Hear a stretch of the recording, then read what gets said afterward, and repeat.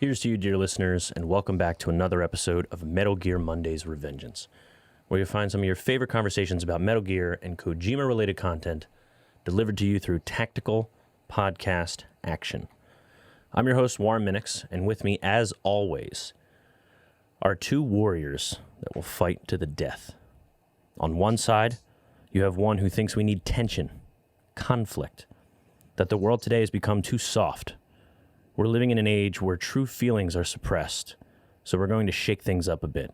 We'll create a world dripping with tension, a world filled with greed and suspicion, bravery and cowardice.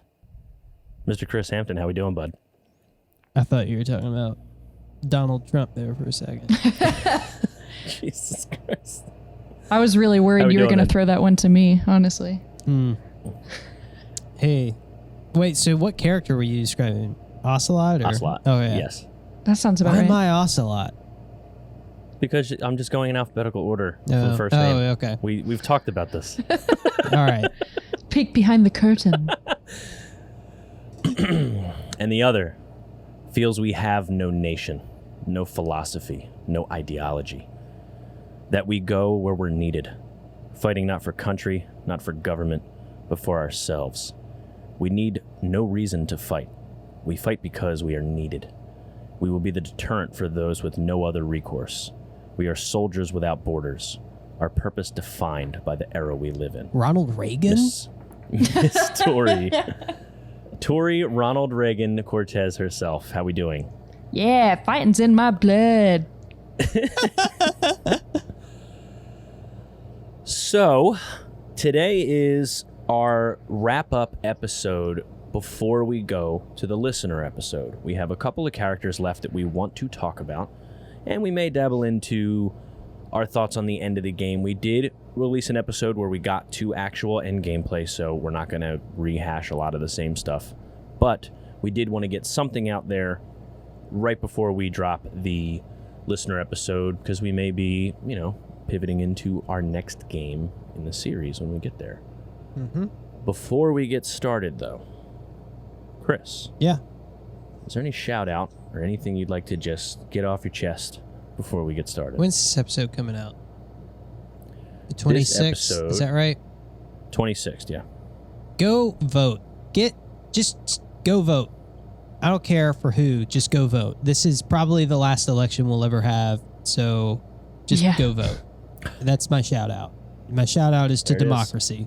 Go vote. Democracy. Remember when it was a thing? Remember when you could go outside? Guys, I've read The Secret. Stop willing this into existence. I'm telling you. I don't know what the secret is. Stop willing this into existence. I know it's all for the name of comedy, but my God, you're getting too real.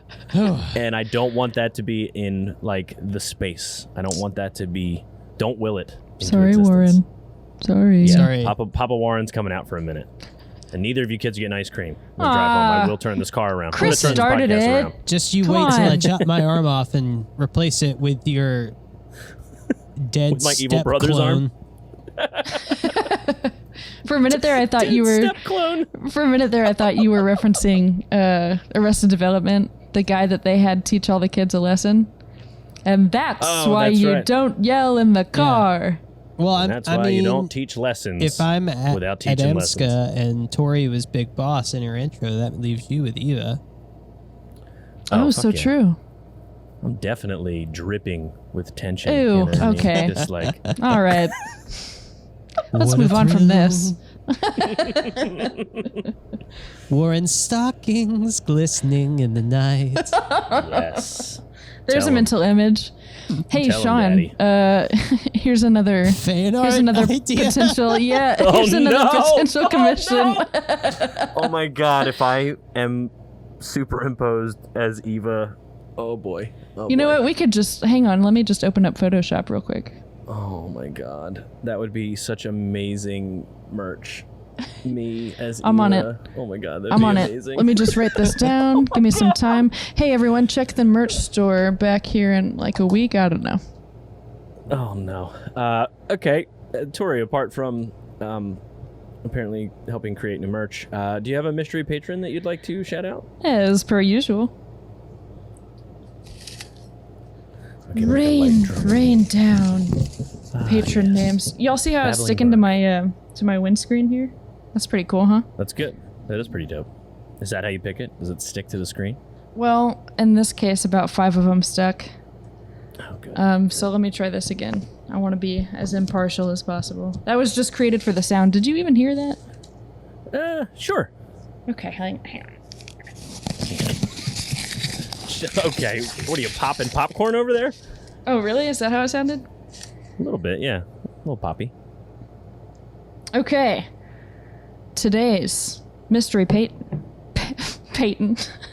Mystery Peyton. Peyton Manning. Mystery patron is Rhett L. Clayton. Rhett L. Clayton. Rhett L. Clayton. Hi, Rhett. Well, shout out to Rhett L. Clayton. That's awesome, man. Hopefully we'll be chatting with you in the Discord. Yes, and if you wait just un momento, I can tell you that Rhett L. Clayton has been with us since April of 2019. So Hey, thank nice you. job, How man. about that? Killing it, dude. Thank you 18 for your months. patronage. Thank you for sticking with us. If you haven't shouted Been us out with over in the through some Discord, please do. Hard times there, haven't you? Yeah. A lot of transition. A lot of stuff going on. Transition. Tori, is there anything you want to do as a shout out outside of the mystery patron? No. Okay, good talk. Nope. Anyway, yeah. So you've heard me say this half a dozen to a dozen times at this point, but again, we are having our listener episode at the end of the season, which will be the one after this. So please get your responses in by Halloween night at midnight. That way it gives us enough time to get through all the information we want so we can actually have a pretty organized episode with all of your responses. We recommend using the email, contact at Metal Gear Mondays, and if you leave a subject line, it makes it a lot easier. It can be about Metal Gear Solid 3, our spooky season where we did a few things there, or just maybe something else that maybe has to do with the podcast, and it's relevant enough that we will bring it up. So by all means, drop it in by Halloween at midnight of the year of our Lord 2020. Warren, what do you hope that someone writes in about? What do I hope? Yeah. Well, when I was a boy, I always wanted to build rockets. And maybe if someone just, I don't know, just wants to talk about space travel and what to do, maybe that would be cool to talk about, Yeah? you know? All right. Yeah. Space travel. Bring that up. I have Send no us way a to letter respond to that. about space travel and how Please do. furious it makes you. I see what you did there. Oh. Also, don't forget. Or how joyous it makes you. Yes, don't forget joy. Switch the flip. And also, on top of that, you can also include also. Oh, sorry, I just realized how many times I said My also. God. Wow. You can include your commentary, questions, and concerns on The Thing and on Oxenfree, and we will cover that as well. Agreed. I guess I'll do So that. now. Yeah. I mean, Chris might do it begrudgingly, but it will be done. I guess.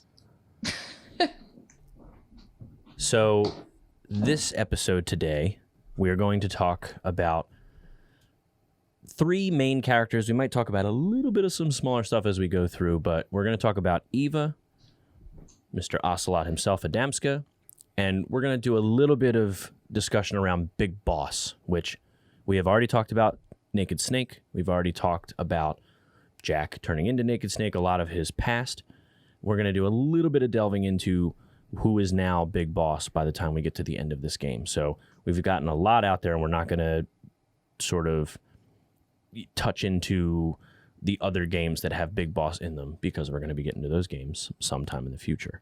So if we sort of cut the timeline and don't get any further, there's a reason, I promise. So without any further ado,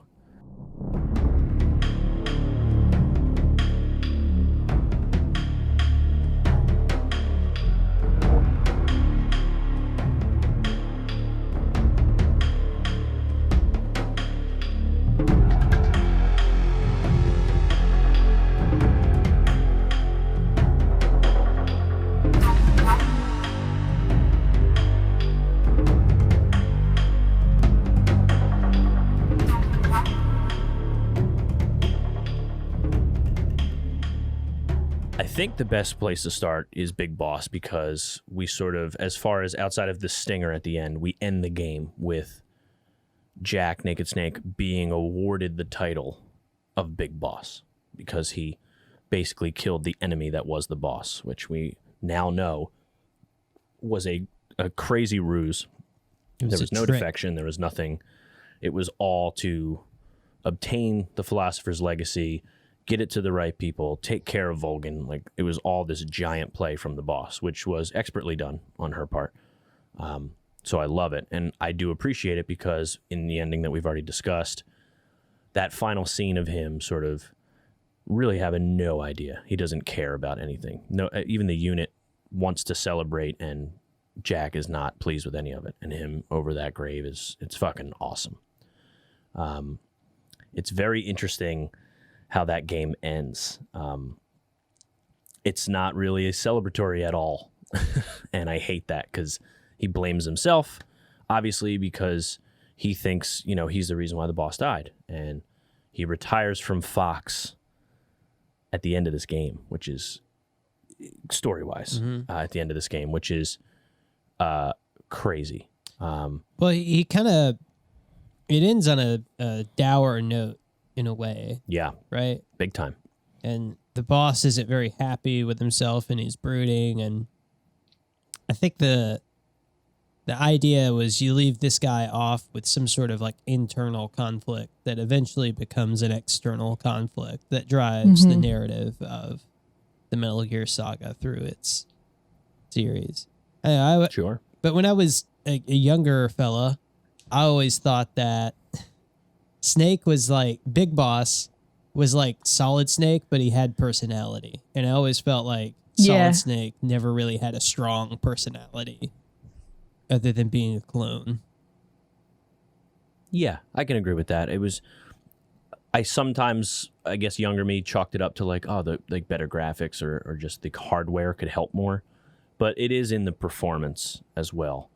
And throughout our episodes, there's just some great moments of this character interacting with most of the main cast. Even some of the, we can pick on the dialogue all day for some of it, but I think his relationship with Ocelot is really good in this game. Like it is silly at parts, but it's all basically designed to tell a story moving forward between those two characters, even though we're not aware that they're going to have a literal future between these two actual characters. The next time, story-wise, we know Ocelot was with his clone son at that point. So I love that. I actually really appreciate, I know they're very different. Like Ocelot was not who I thought he was going to be in this game versus what he was in 1 and 2, right? I knew he was going to be younger for obvious reasons, but I didn't take him as this like Russian Gru wannabe Western gunslinging, not revolver. I just love that they did that with him, and I just thought it was a great juxtaposition to Jack as we move forward through the game. And Naked Snake, as far as a snake character, it'd be tough to like rank the snakes because I do think, without spoiling any of 5 for those who have played it, I really like what they did with Punish Venom Snake, but there is sort of a wool pulled over the eyes that I don't really count him. I agree with you. I don't. He's a fucking fake snake. He's a snake. He's a fake ass snake in the grass. So it just, and I understand like how I feel about that, and sure, you could argue the creation of the character, the avatar for the player. Like there's a lot of stuff, but as far as literal narrative, I would safely say I think Naked Snake is the best depiction of a snake character in the games. 100% agreed. Outside of written, just straight up performance, everything. I think it's just really, it's an amazing arc that he goes through in this game. And as far as arcs go, like I still think the boss is my favorite character of this game. When you really think about it and how she does everything and just her performance and everything they do. But as far as the arc itself, she plays such a pivotal role, obviously, to get him to where he is and what moves the story forward chronologically. But his arc is probably the best. It might be the best in Metal Gear. It's a good one. And I think I can, you know, I don't know if I would be able to just like put my foot down and say that, but it's definitely up there. And it's just, like I said, you emote. Like, I really felt something at the end of that game. And that song is so, it's just, there's so much great directing in that final shot and the final scene and everything they do. It's really special. And it, for some reason, it skips over. Like, I love the ending of Metal Gear 4, but it's so long, and sometimes it's for jokes. Like, people just, like, now they know it as the longest cutscene ever, where this somehow was just always on a pedestal from, I feel like, year one, right? Like, just as soon as it was out, it's sort of hailed as like one of the best endings in video games if you're invested in the character. And I don't know how you could play this game and not be invested in Snake unless you're shooting, you know, clipping through the cutscenes, right? Yeah, if you're actually unless you're good old cutscene skip boy. Yeah. Yeah. But it's just You really know who you are. Yeah, I'm not giving him credit. He knows we're giving him credit, but I'm not giving him the satisfaction. What if I want the satisfaction? Yeah, so it's just, I don't know. It's hard to, I want to bring up more about him because obviously what's interesting about it is now he's a Russian hero, right? Jack is a Russian hero because he eliminated Volgin. He's known for doing that. And when we get to our next game and our next season, we're going to learn that Snake basically retired from war, but that didn't last very long at all. He wanted to be a hunting guy. Generally speaking. Yeah, of course. Yeah, generally speaking. And the next thing that happens to him chronologically is he's going to meet Frank Yeager, who, as far as people that are playing these games on release date, Frank Yeager is a name that will spike because he is a pretty pivotal character in Metal Gear Solid 1 and the Metal Gear games, the NES Metal Gear games. And we're going to get into like a whole, like that's a whole story between Frank and Snake in the next game we get to when we get to Portable Ops. So I'm excited to get to that stuff, but we're going to learn about the CIA, the Perfect Soldier Project, again, stuff that they had sort of talked about in Metal Gear 1 and the Metal Gear games referencing all of those things. But I don't want to get too much into it because it's good character stuff to discuss when we get to Portable Ops next season. So if it's okay with you, I'd love to hear some last thoughts on Snake, Jack, Big Boss. If you guys have any, we're going to put him to bed. We're going to put him to rest until the listener app. Shoot him with a trank. See if people bring him up. Right in the, right in the booty. Pop him with the easy gun. You have anything for Big Boss, Tori? Before we move on? I just love how in touch with his emotions he seems to. No, I just think he really attempts during the Virtuous mission to put the mission first and not get distracted by, Eva. But yeah, but the humanity that is shown in his character, that he is tempted, that he does, have to remember himself at certain moments in his interactions with her. Those are the moments that I think make him a more interesting character to me than Solid Snake. And no hate for Solid Snake. He's a great character, but I think, like you said, I just want to reiterate that, Naked Snake, Jack, Big Boss will always be tops in my eyes. Yeah, I'm excited when we get to like Metal Gear 4 to the point where I want to see how the evolution of gameplay and storytelling again goes.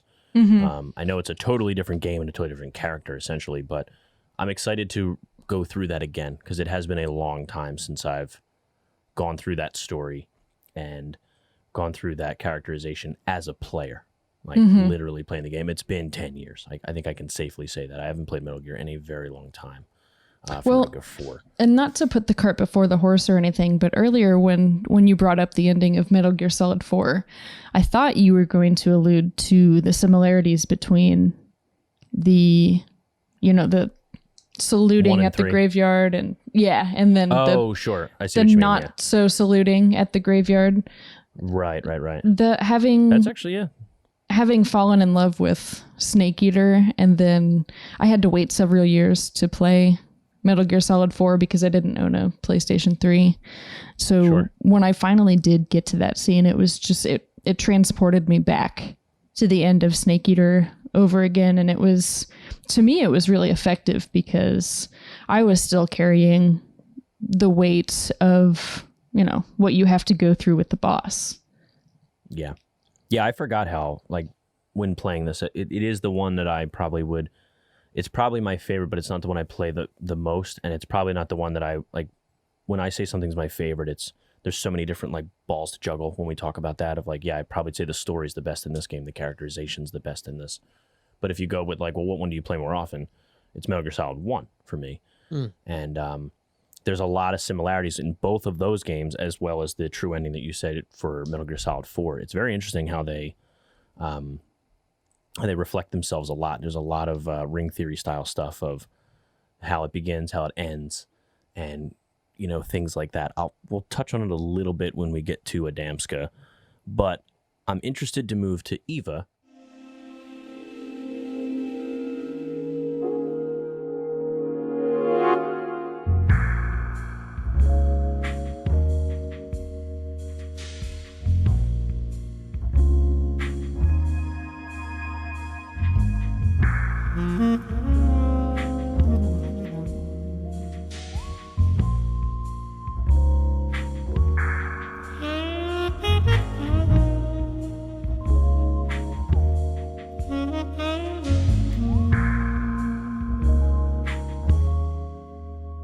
Only because with Eva, she's a very interesting character because I feel like for someone that lived through the story of this game and was such a giant role and probably like a little bit of a fan favorite, I always think of Eva when I think of Metal Gear Solid 3. Right? Oh yeah, like how can you not? Right, there's so much good about her in this game that she doesn't really get passed on. Right, she's charismatic. She's also interesting. She's appealing for more than just the sexualization they do to her. She's appealing because she's the spy. She knows she can handle herself. She actually emotes with multiple characters in their own way, which is very interesting. To then move forward, she's kind of passed on as far as a main character in future games, which is so crazy to me that we sort of like hear about her, right? Like, oh, this is like she has a pivotal role, but it's not really something moving forward as far as like the Eva section in the next game or the Eva character growth in future games, right? Like it's very interesting that they do that to her. And I really don't know why. In the video game world of Metal Gear, there's like 15 or 20 main characters, and then everyone else is just an NPC, right? Right. And I don't know. They do bring her back in 4, right? Big Mama, and you get to do the cool little beep beep spoilers, beep beep bike ride, which is cool. Beep beep spoilers. Sorry, that's how we're gonna have to introduce spoilers from now on. Wow, beep beep spoilers. There it is, guys. That's a t-shirt. Yeah. Okay, noting. Yeah, I mean, I don't know. Eva's cool, but it is a shame that they do not use her in the plot, and it just seems to be kind of reflective of how Kojima treats women in his stories, in my opinion. Yeah. Unfortunately, yeah, because this seems like the game that is the exception, right? Like, this is outside of the obvious tropes that she hits of the, being the probably the most attractive girl in the room, the sex appeal, the shitty dialogue that she sometimes has of that's all innuendo. It's like they're not even like they're like single entendres, right? Like some of the stuff she talks about. But then for her character to be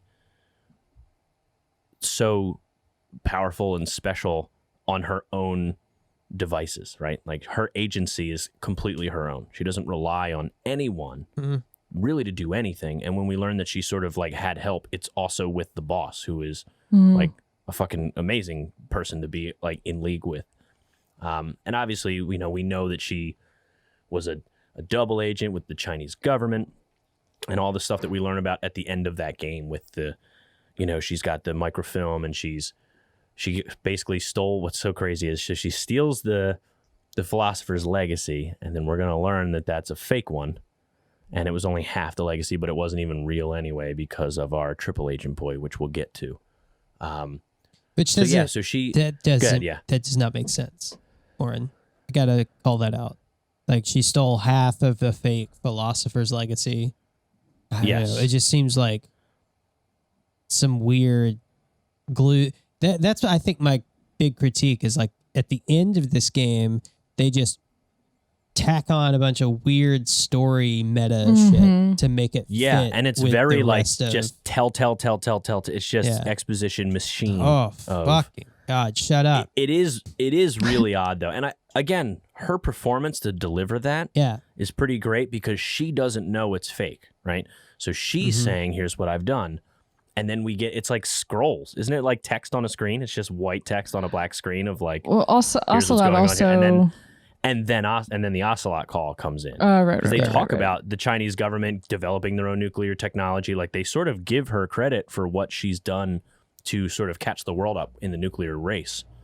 But then it's just, the half part was weird. And basically how she sort of, her failure cost her job in intelligence, and she was removed from China.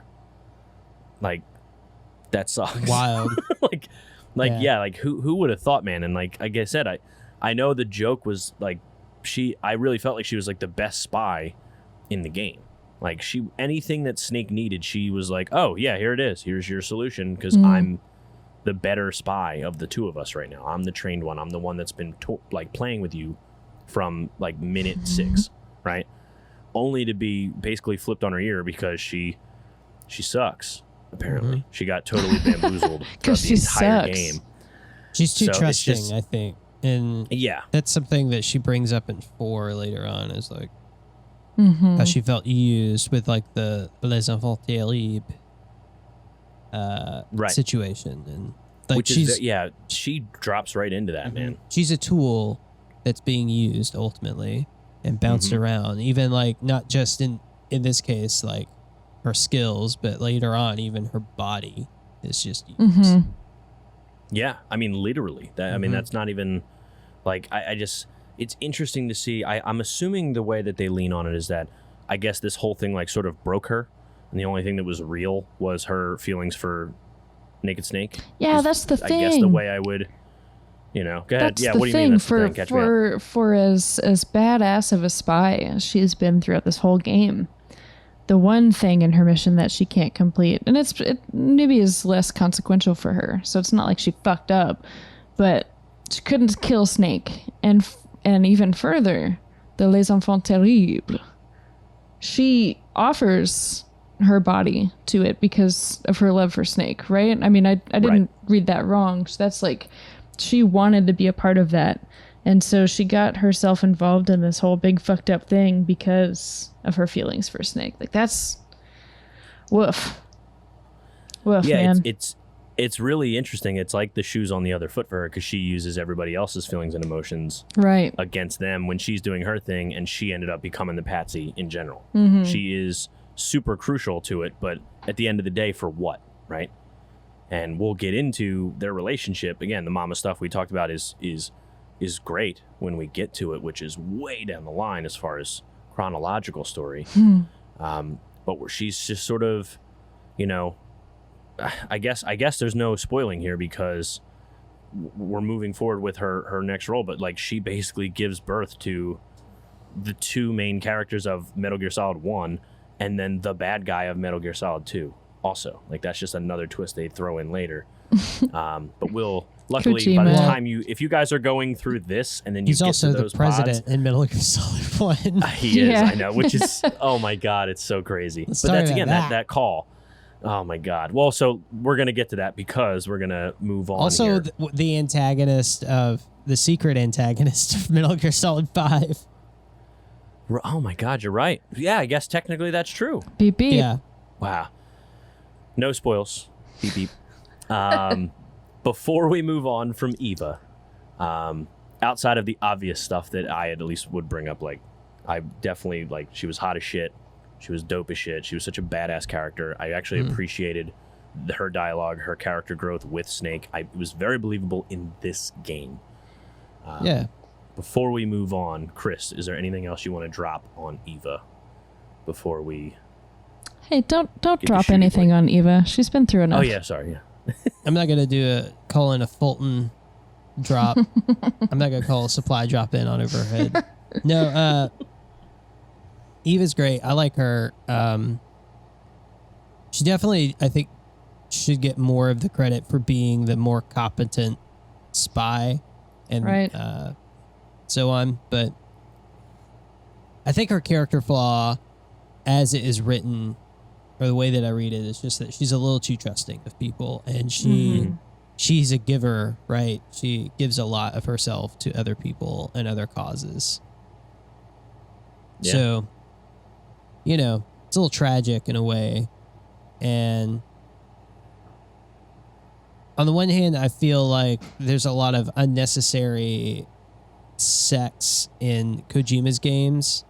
Like, I would call attention to Meryl in 1, and then in 2, like the posters with boobs and And little more pervy random stuff. dick grabs. And then in this one, the R1 moments, it's a little pervy with Eva herself. And I would say even in 5, or 4, excuse me, it's a little strange in 4 when she's like Big Mama and older. She's still wearing like the low cut stuff, even though she would be like what, in her 80s? Hey, she still got it. Wait, 80s? Yeah, right. You caught me She's mid. getting up there. You She caught just me looks mid. amazing. Like, How old no, is she's she? still doing all right. Hold up. What? How old is Eva? Oh, what? When you're talking about when we get to like when she's literally Metal Gear Solid 4 stuff? Yeah, Big Mama. Great question. She was born in the 30s. It says she was 78 years old. So she's 70. I mean, close enough. Yeah. I mean, I get that we shouldn't be really talking about a woman's age like that, but Hey, yeah, she damn near looks 80. good for her age. Can we just say that? She looks great. all right. She's got a Helen Mirren thing going on. She's killing it. Yeah, but it's also like just in this weird way in Kojima's video games, it seems like he starts to get a little better here with his treatment of female characters and story by fleshing them out in a pretty substantial way. Yes. But I don't think he ever or even has yet moved beyond like, oh, well, women can only be in my games, or women are only in my games if they bring like a sense of beauty as well. Like they have to be very physically attractive. Which is like the entirety of the Beauty and the Beast unit in 4. It's just like they would try to give them backstory, but they're just hot models that are in crazy shit that makes them the whatever animal they Not that represent. I'm coming to Kojima's defense on this or anything, but that is the industry. That's not just Kojima being a perv. That's been video Yes. games for years. So you're not wrong. I guess what makes this game so special though is that like it's one thing to be like sexy, right? That's great, but that's the standard. So then to also triple down on what he did, because I would say it's pretty fair share of character development between the men and the women that are the main characters of this game. And this is a game about, it's Metal Gear Solid, so we're playing as Snake, and he shares almost the same amount of character development as 3 other people in this game, which really not even Adamska. Adamska's more like, he's just sizzle, right? There's not really character development for him. We'll get into him in a minute, but for him to share that, I would love to say that that's what makes this game stand out. Not that it has to be men or women, but it's interesting that the other side of something that's so important to Jack, which would be the 2 women in his life by the time this operation is over, they are not just, mama and potential girlfriend later, right? Like, this was my pseudo mom lover, don't know what it is, but half my life is devoted to her. And then here's the girl that keeps giving me all the shit I need to win, who like can't keep her hands off me. But that's not, it's not that. Like, that's just like the paper thin. If you wanted to complain about this, there's so much more behind them, which is what stands out, because I don't really see this in other games for the most part, especially not in Metal Gear games, and it's just interesting that to learn, I would feel like he learned that he did he made a great call with this game to then not that he has to, it's not that it has to be 28 women in this game and no dudes, and it has nothing to do with like doing, it's just like clearly learning that like there's a way to make characters appealing regardless of what they are or who they think they are. Like, he can do that with a lot of people in other games, and it just feels bad that like even the boss, I feel like we're gonna get to games that I feel like she gets kind of shit on too. Yeah, she gets the shaft later. But I think, what I mean? Now, granted, I don't think he wrote that game, but still, it feels, I don't know, it just feels, it's a bummer. Yeah. Well, he worked his way up to this level, and I'll say this with the preface of your comment, it is a bummer that he took Metal Gear Solid 1 and 2 to get to 3, where he finally does have what feels like fully developed female characters. And then what happens after that? They just get shit on. Like, almost immediately. Right. He just turns around and is like, well, just kidding. So that is frustrating. Yes. Definitely. I'm ready to move on to, I feel like he's just such a name. I feel like, I know the games aren't called Metal Gear Ocelots, but like Metal Gear Ocelot creeping in the background though. Oh man, it's so interesting. So okay, we're gonna get into Adamska, Shalashaska himself, Revolver Ocelot.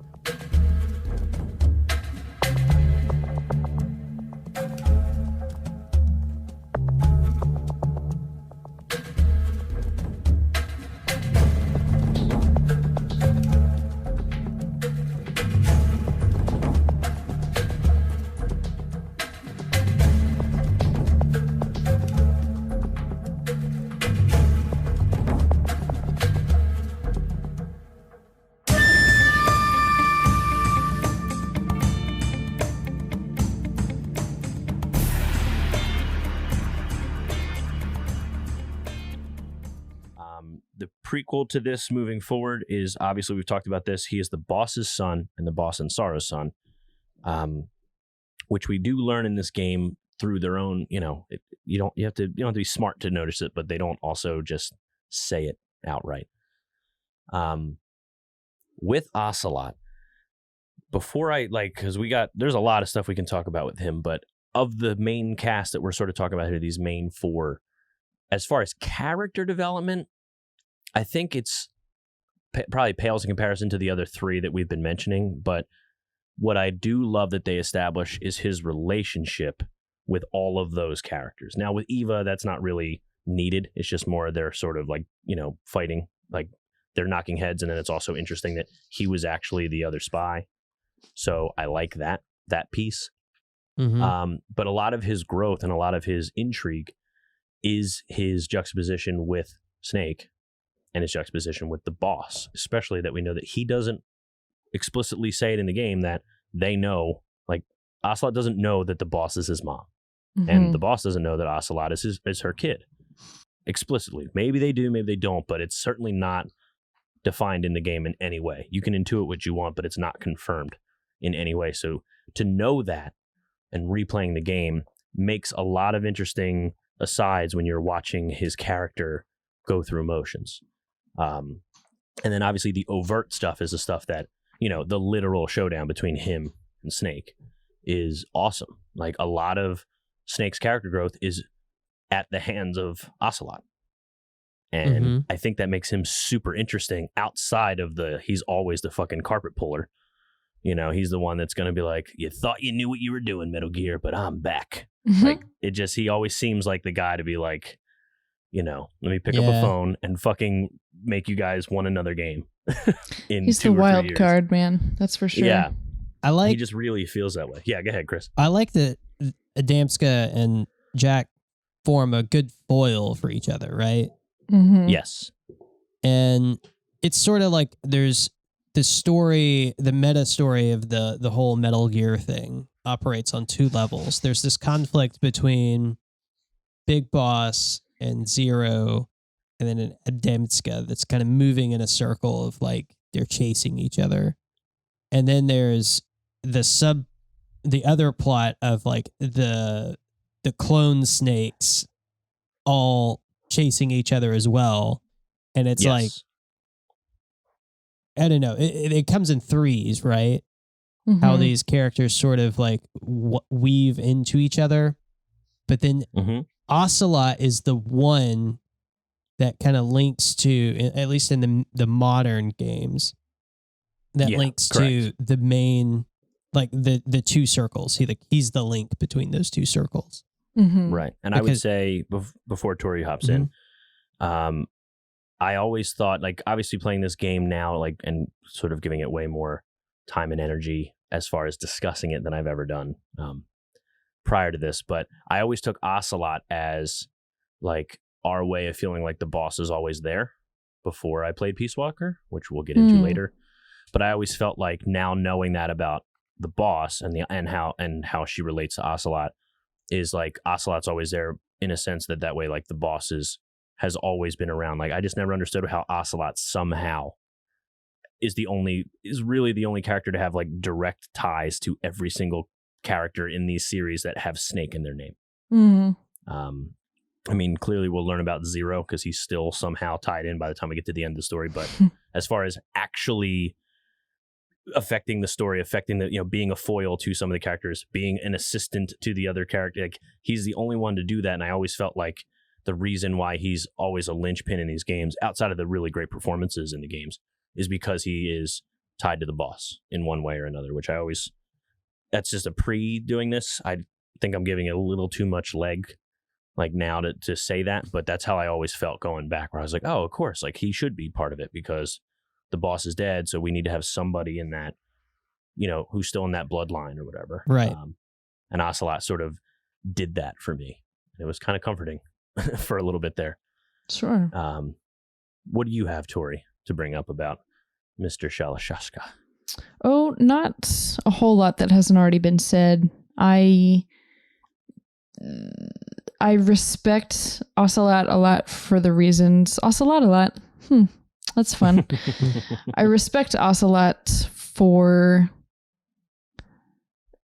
mostly for the fact that he is the wild card. You don't really ever know what he's doing, right? If you're coming into this series blind, you get him in one where you know him as villain. Metal Gear Solid 1, he is villain. Metal Gear Solid 2, he is villain. Metal Gear Solid 3, he is friend, maybe? I don't know. I think that's what made the twist have a little bit of power, because he still ends up being the good guy by the end. Right. And you then, know what I mean? Moving forward, and there's not a whole lot I can speak to moving forward other than Metal Gear Solid 4. Even then, it's questionable, right? Because as far as we know, Ocelot is in there somewhere, right? Yeah. So we don't know if he is friend or foe at that point. And I think, I guess what I'm trying to say is that question hanging in the air throughout the series is, I think, what kept me going throughout a lot of it. What really encouraged me to keep watching all of those cutscenes and exploring some of the lore that I might have been more inclined to kind of glaze over during early playthroughs. Yeah, I'm excited. 5 is really going to stand out to me because of the lens of, like, Ocelot is a big reason for me to get back to that. Like seeing the story where he gets involved. I honestly would be lying if I said I remember more than 25% of the story of that game, just based on my feelings about it, the time it came out, my frustrations with Konami and Kojima at the time. Sure. I'm excited to go back to that one. I just know that it's also going to be a long A long It's haul. going to be a long play. So, that's something we're going to be putting a lot of prep into that so that it doesn't feel, because it can be very fun and it's an amazingly well crafted and designed game. I remember being very frustrated with how it feels as far as a complete game. And I'm hoping that Ocelot's story isn't sort of like falling victim to the not complete game syndrome. Hopefully at least his story. I just don't remember how it fleshes out. I know where it ends up, obviously, because we talked about other games chronologically in the series, but I'm interested where he falls in and how he ties with Punish Venom Snake and things like that. I'm looking forward to that. Likewise. So one thing I want to bring up, that not that we forgot to bring up, but it's very interesting to bring this up, is I don't know if this is the best way to say this, but they sort of already told us during gameplay of Metal Gear Solid 3 that Adamska was the spy. And you guys, I'm obviously not going to like tell you like how would you know that, but how we sort of use Rydenovich to get in, because he's someone that got into Grozny Grad without Colonel Class. There's only one other person that could get in without Colonel Class, and that is Adamska. So, yeah. And we know that him and Volgin butt heads. So, why would Volgin give him sort of access to that unless there was a real reason? Maybe he had him in his pocket or whatever, but something like that should have in 2020 hindsight, something should have been much more off about Ocelot. We just sort of relate him to Volgin, but honestly, he should have had no business being in Grozny Grad. I mean, when you think about it, I'll tell you, the weapons lab of Grozny Grad. When I was younger, though, I remembered that what was it? The fucking, at the beginning of the game, your virtuous mission, you're told, the spy you're meeting up with is Adam. And then you meet this guy, and then like you find out, I think pretty late in the game, that his name is Adamska. And then that's when I was like, oh, so he was Adam. Got it. Yeah. Yeah, it's hard not to raise your eyebrows at that when you find out what his name is. I mean, it's a little on the nose. Well, sure, but I mean, Kojima's done a fair bit of that, I think. That's his style. That's just par for the course. I mean, his name isn't Spisa. Somebody, he wrote that line, Princess Beach. Oh boy. So I just want to throw this out for you, Chris. Yeah. You keep bringing that up, right? We're not teaming you up for Princess Beach. I just want you to know. I just want you to be. I want you to be comfortable in the skin you're in, but I want you to be aware that you keep bringing that up. We should keep that in mind. Kojima is a very on the nose guy. Very true. And then he'll like point to it and be like, "See what I did? I was on the nose there. I stuck the landing. Here's the point. Here's the nose. Here's me celebrating. Also gonna, like, show and tell you. And I'm gonna draw I'm gonna draw a circle around it and an arrow to it to make sure you see it. That's amazing. You're not wrong though. But yeah. So again, now that you say that, arguably subtle by saying his name is Adamska in his eyes. You know what I mean? Like, it could have been worse. Could have, yeah. And like also, video games are marketed to like. This was marketed to like kids, young adults, you know? Yeah, when this game came out, I was 19. And I wasn't fooled per se, because I sort of, like I said, I noticed the parallels with one going through. I really did. Like I was like, oh, right, there's the sniper, there's the, you sort of play the first mission twice. You're back, it was a way to like engage you in that Ocelot's the first boss. Then you get to some of the other characters. Then you meet the big bad. Then you learn more about the big bad than you thought. Then you get back, and the game ends with that fucking crazy rug pull of he did so. In the conversation, I almost have to just read this verbatim because I don't know if I can say it where people will be like, "That tracks, Warren. You clearly understand how the game went." The conversation reveals that the CIA had only acquired half of the legacy, which we talked about. It was assumed that the KGB possessed the other half. He submitted blueprints for the potential future weapon of the United States, which was Metal Gear, we saw in Granin's office. He also confirmed that he supplied the Chinese with fake microfilm, revealing that he knew that Eva was the Chinese agent. So that's great. And like a what the fuck are you talking about moment at the end of the game. Like everything we knew about the game is completely changed now. We already were just like, here's all the exposition and we're going to get the, Simple Minds playing Don't You Forget. And we get all the people, we learn all, and here's how they went on to make a cheese factory or, known for cheese his factory. I don't remember that. And then they straight up just, and everything you knew is completely gone. Like they literally talk about how China caught up with all of this new funding that they got. And then they're like, well, actually none of that shit happened. Like they caught up on their own. It has nothing to do with what Eva did. She actually got sort of, tossed it aside for what she did. It's Poor crazy. Eva. I know. And then so without going too wild into it, like I said, I talked about 5. Ocelot probably, since we can equate him as a character across all the games, because he is one of the few characters that's actually not a clone of himself or any of the other nonsense for a large portion of all of the stuff going on. He sort of earns the right to be people's favorite character. He's got a great voice. I love just how he handles himself. I still don't know how he goes from, young Russian sharpshooter, handgun specialist, GRU commander to, this thing's got 6 shots, revolver. Like he's gone through a whole fucking life to get there.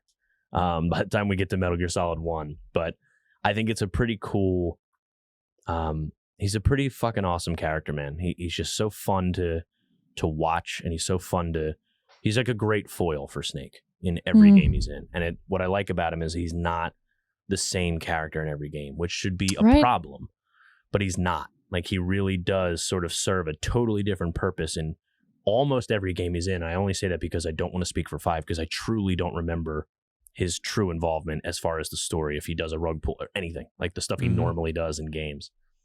In 5, he's doing the rug pulling from the very beginning. It's part of the story, in my opinion. Right. Okay. And that's what I thought. I'm like, I'm trying not to speak out of turn so the Twitter police doesn't fucking knock my door down. You know more about this shit. You pay more attention than I do sometimes, to be honest with you. It's a lot to keep up with. These like, I feel like the meme of, Charlie Green from It's Always Sunny with the lines, and it's like, it's all there, man. Yeah. But on previous podcasts where I've talked about Metal Gear, that has been the meme attached to when they hear me talking about Metal Gear, because I've had some moments, because like I said, you get excited about XOF being anti-Fox, and how do these characters tie into all this shit going on. And like I said, 5's got some fucking awesome stuff in that game. So I'm excited to go back, because I think I'm going with a completely new lens when we get there. But I'm also excited for the other games we're going to talk about, like the story moving up to 5. Like I'm legitimately excited for Peace Walker, and I'm interested in Portable Ops. I'm glad that it's understood that Portable Ops is sort of literally like it's like an addendum. It's like an appendix for the book that is Metal Gear. It's not like its own chapter, really. It just, as far as story is concerned. But there is some good stuff in there. I wouldn't say that there's a lot of Ocelot in that game, but we still get something out of it. But as far as the story moving forward, so we like I said, we talked about how the game has ended, and we've sort of given some of our thoughts on it. But before we move to just like how we felt about the game, how we feel about everything moving forward, when it comes to Ocelot, Adamska, Shalashaska, Chris, do you have any final words that you'd like to put Mr. Revolver Boy to bed before we move to just how we feel about the ending? I mean, I like Metal Gear Solid 3. I like the way that it ends. A lot of the problems that I have with the game is just problems that I have with Metal Gear as a series. And if I were to sum that up, I would say it's just that it's overwrought a bit. Just a bit, though, not completely overwrought. Adamska, he's probably top tier favorite character in the series. Him and Big Boss have a equal place in my heart. Cool. I like that. Tori, before we just give our feelings on the end, talk about Ocelot. You have anything else you want to add? I just love how cheeky he is during this game, especially towards the end when he really starts to come into his own, and you can tell that certain events are going to transpire, and the power dynamic is going to shift a little. And when that comes through the most is his interactions with Volgan during Snake's fight with Volgan. You know, fight like a man, Volgan. You know, Volgan. Yeah, I don't know. It probably the most entertaining thing about this whole story from this game is watching, like you said, Warren, watching the interactions between Snake and Ocelot and watching their relationship change from, you know, beginning of Virtuous Mission to the end of Operation Snake Eater. I mean, their whole understanding of each other has changed at that point. Yeah. And yeah, I'm excited to see how that goes moving forward. And to do a little segue with Ocelot and the ending of this game, I did not expect that Ocelot would essentially be one of the founding members of the Patriots. Yeah, likewise, actually. I would not have actually expected that. Now, like I said, it may be through not necessarily like obvious he is a found, but he supplies the funds that creates the Patriots. I mean, that's what he does for the CIA. And He's like a secret member of the Patriots. Right. The Patriots don't know about him in a way.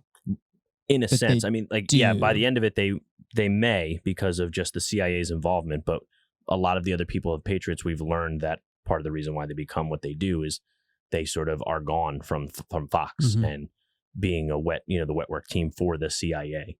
Like that sort of goes by pretty quickly. Yeah. Ocelot's probably the most like multifaceted character in that way. That you're just describing more. And like what you get from his character is what you see, what you're allowed to see.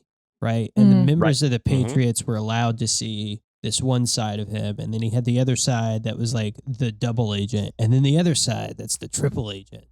And then I think in the end, he also has like his own motivations that are like separate from all of that, but kind of driving him through what he's doing.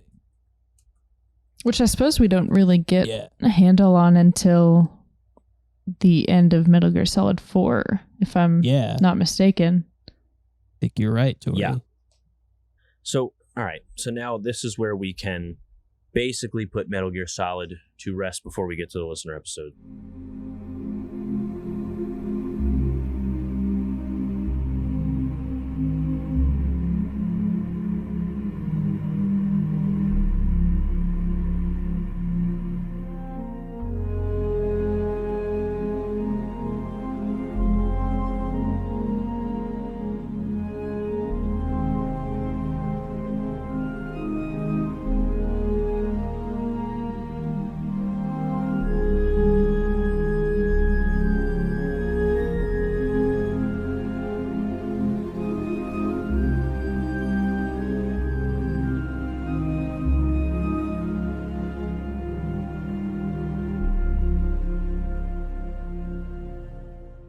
Moving forward, we're talking about the ending of the game. We've definitely not talked it to death. I think we've given it its proper due. This game in general. So where does it sit as far as importance to you? Where does it sit as far as a Metal Gear game? How do we feel about the story in general? And are we looking forward to what may come in line in future seasons?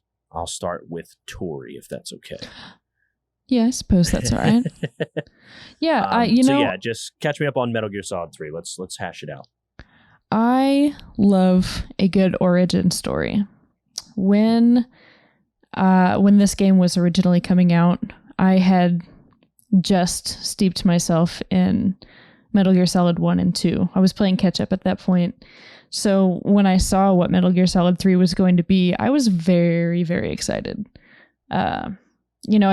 At that point, we'd only heard mentions of Big Boss, and that fun realization that, oh, we're playing as Snake, but not Solid Snake. Okay, weird, but yeah, cool. Okay, I don't know. It just, the whole experience from this game during my first playthrough was,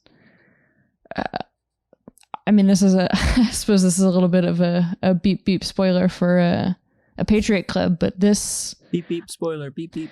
I think I can confidently say that this game was foundational for me in terms of a compelling story within a video game. Nice. Yeah, that's what I get. So yeah, Chris, how do you feel about Metal Gear Solid 3?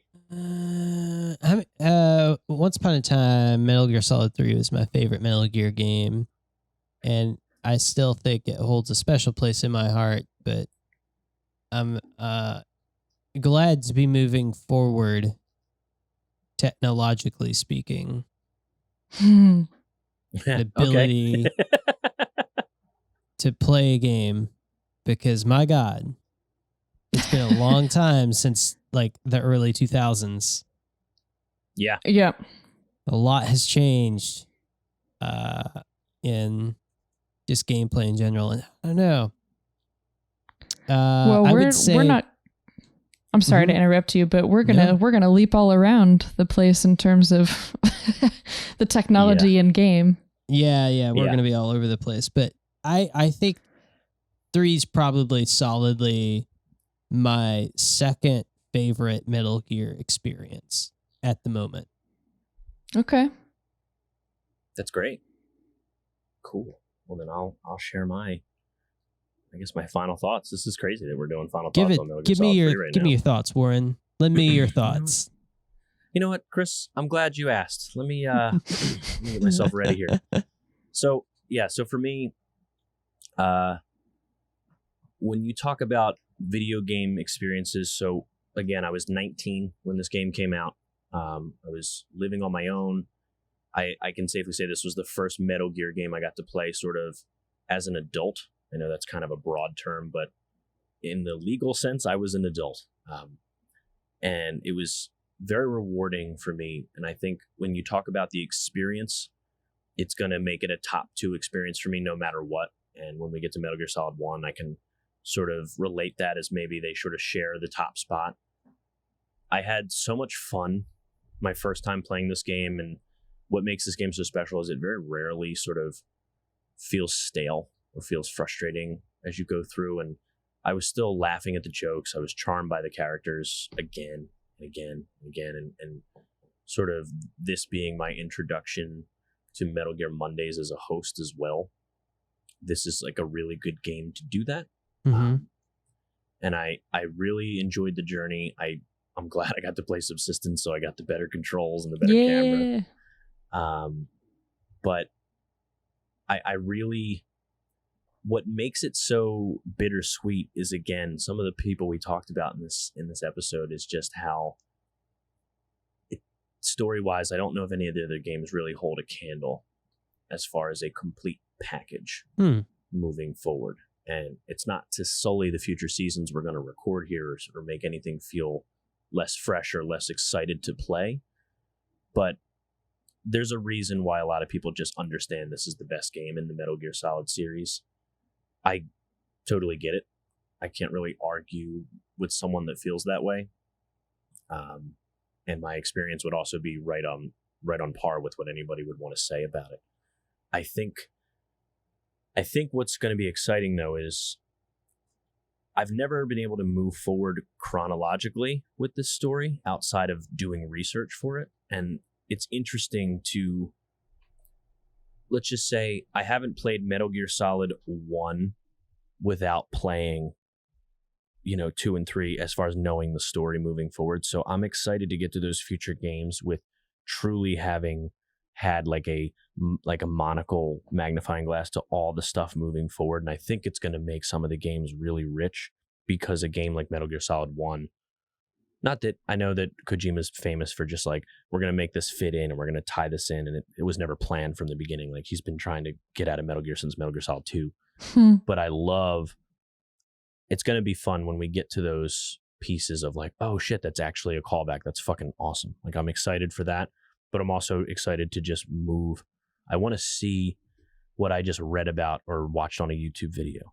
It's been a while since I've actually like played it and been like, oh shit, like I forgot this was how this moves forward. And sometimes it's going to be a disappointing with when we talk about Eva and the boss, we're going to be pretty bummed.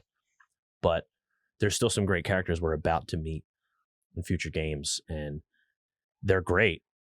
But it does feel like the cast of characters in this, even the pain and the fear aside, these are kind of like the best sort of accompaniment of a total package of characters in a game. And yeah, it feels like it gets an A across a lot of the boards, the story, the gameplay, the level design, all that stuff.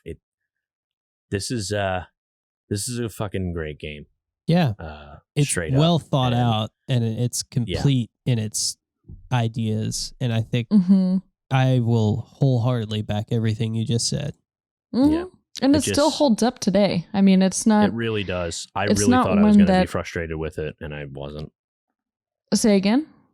I thought I'd be frustrated with man, games have really gotten better since 2004. Right. I just really didn't feel that way at all.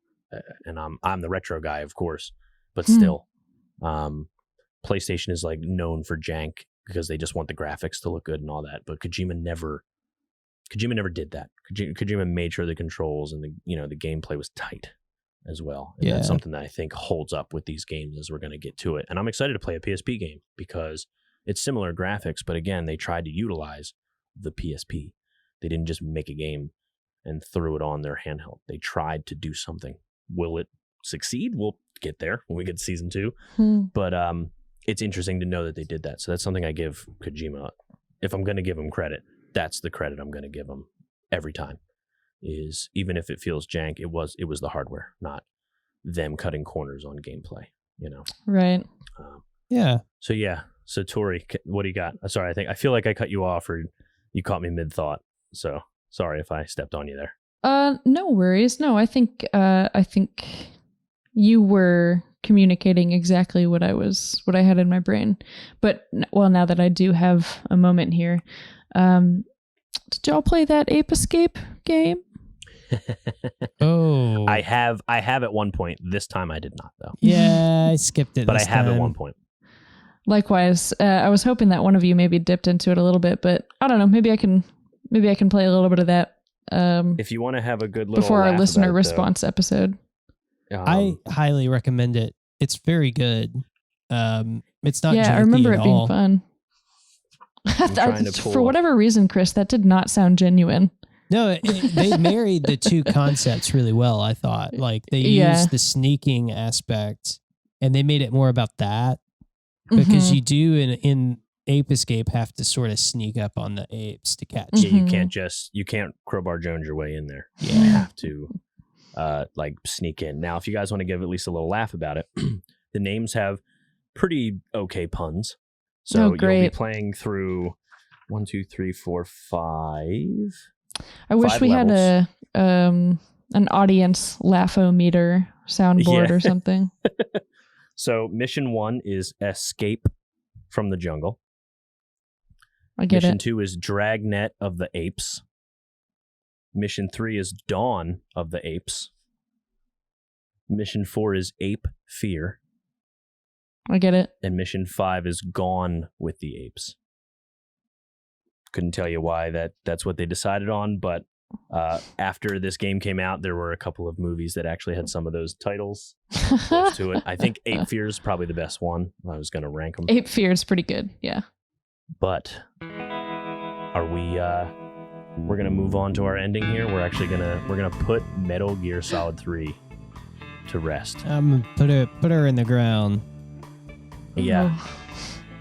It's a little dramatic. All right. But I mean, we were kind of making jokes off mic, but it does feel like this game took 7 years to get through and record episodes for. Seriously.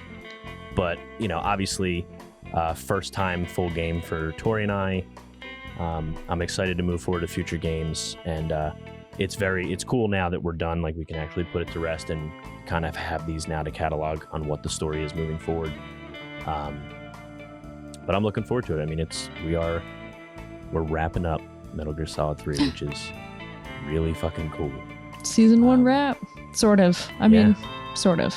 As far as story is concerned, I'm excited to do the other stuff we have planned for Metal Gear Solid 3. But as far as the story, we're we're going to wrap. This is going to be our final episode on story and or characters for Metal Gear Solid 3. Chris, where can people find you on the internet? You can find me on the Discord and at MetalGearMondays.com in the bio section. There he is. There you go. Find me there.